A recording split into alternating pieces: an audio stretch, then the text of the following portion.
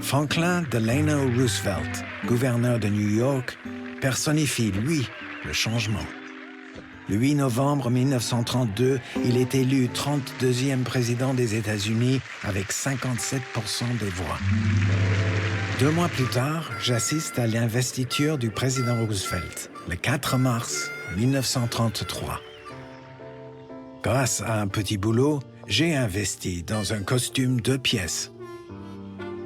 Je suis alors embauché pour servir de coursier entre les différentes administrations.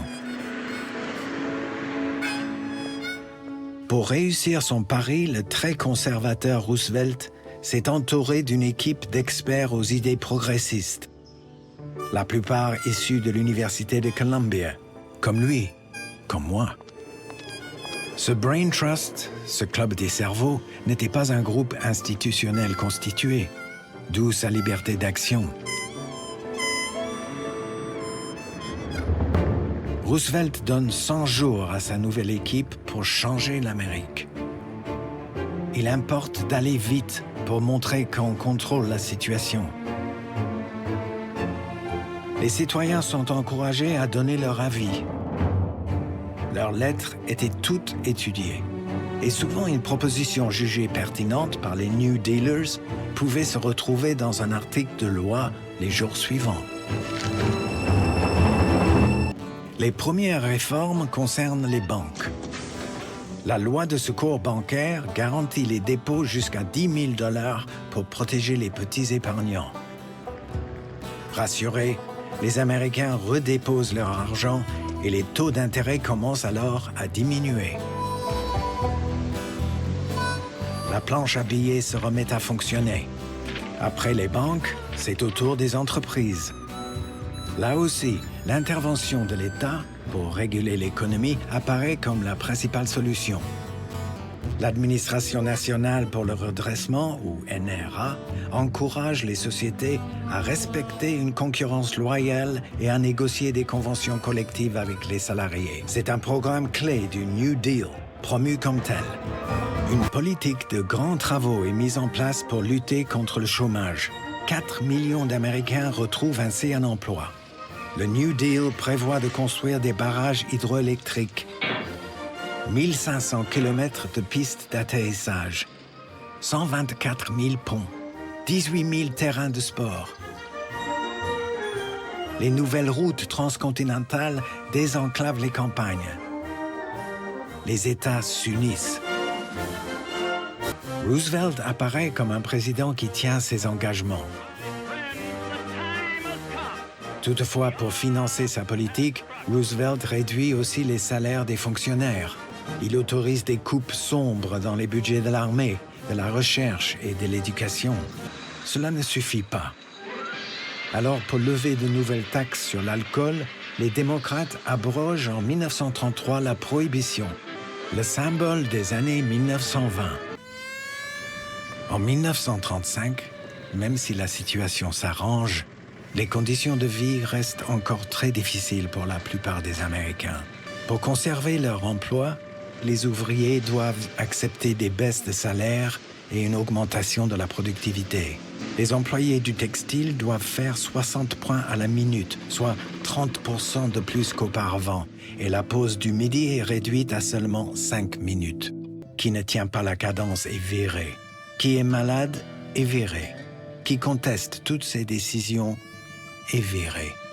Quand une mine est jugée moins rentable, elle est fermée du jour au lendemain. Les gueules noires redeviennent alors des culs blancs. Les ouvriers au chômage ont le droit de vivre à crédit dans les maisons appartenant à l'entreprise pendant 1 an. Puis, ils doivent partir. Les familles survivent en vendant du charbon et de l'alcool de contrebande. Partis de la base, les grèves sauvages se multiplient. Unis par la crise et dans la misère, les Noirs comme les Blancs y participent. C'est une première. Au lieu de réduire les progrès sociaux, les années 1930 renforcent le mouvement syndical.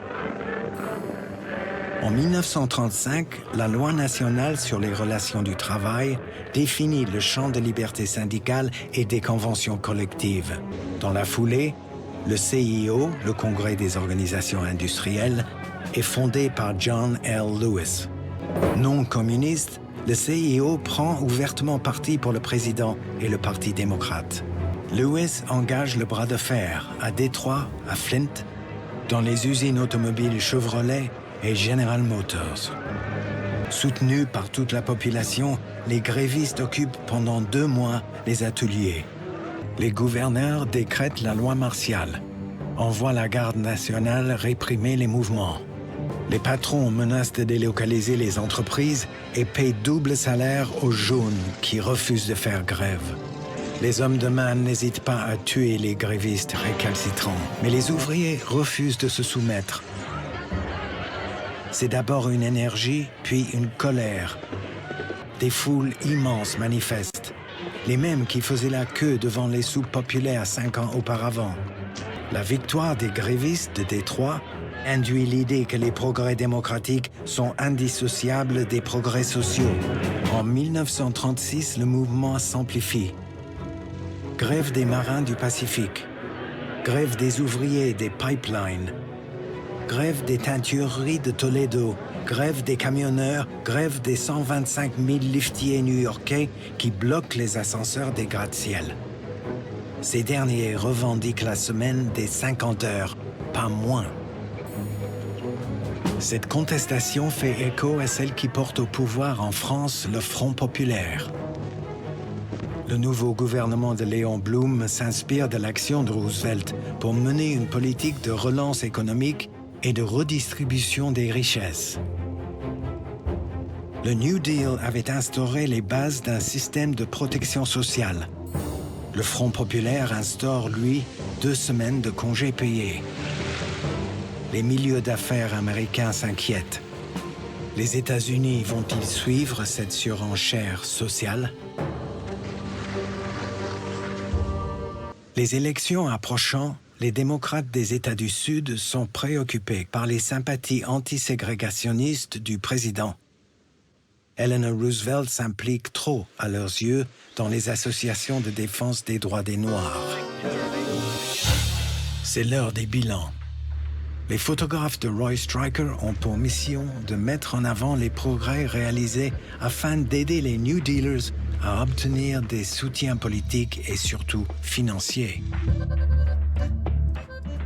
Dorothy Lange photographie les colonies de réhabilitation rurale. Il s'agit tantôt d'un camp de caravanes, tantôt de petites maisons. Les familles y retrouvent des repères, une hygiène, une santé, un peu de gaieté, une dignité, un avenir peut-être. En tout cas, tous espèrent mettre assez d'argent de côté pour s'acheter une nouvelle ferme. Le mythe du self-made man américain tient toujours bon. L'un des succès les plus importants du New Deal, c'est d'avoir restauré la confiance. En 1936, la production industrielle retrouve 90% de son niveau de 1929. En revanche, la pression sur le marché du travail reste considérable. Les programmes fédéraux ont certes réduit le chômage, mais ils coûtent cher. Et Roosevelt a décidé de les démanteler progressivement. Nombreux sont les sondages, les journalistes et les bookmakers à prédire la défaite du président. En effet, son New Deal a du plomb dans l'aile. La Cour suprême des États-Unis, très libérale, c'est-à-dire partisane du laisser-faire économique, invalide plusieurs mesures phares du New Deal comme le NRA. Les adversaires de Roosevelt dénoncent sa fuite en avant, son aventurisme. Ils condamnent la propagande et le culte de la personnalité entretenu par les New Dealers. L'opposition de droite le compare à un nouveau Staline et celle de gauche à un prochain Hitler. Pourtant, à aucun moment Roosevelt n'a cherché à museler ni à éliminer l'opposition. Jamais les États-Unis ne furent autant une démocratie. Jamais les Américains n'ont autant voté que pour ces élections. Le 3 novembre 1936, je suis à New York avec Alice. Nous attendons les résultats. fébrilement. Je croise les doigts. On nous promet une nuit longue. Elle est très courte. À une écrasante majorité, 11 millions de voix d'écart, Roosevelt remporte 46 des 48 États. Légitimé par sa réélection et disposant d'une majorité écrasante d'élus démocrates au Congrès, Roosevelt reprend la main en 1937. Il fait voter plusieurs réformes sur le salaire minimum pour les femmes, les droits syndicaux et sur la sécurité sociale. Les bases de l'État-providence sont posées. Les agences gouvernementales sont maintenues et développées.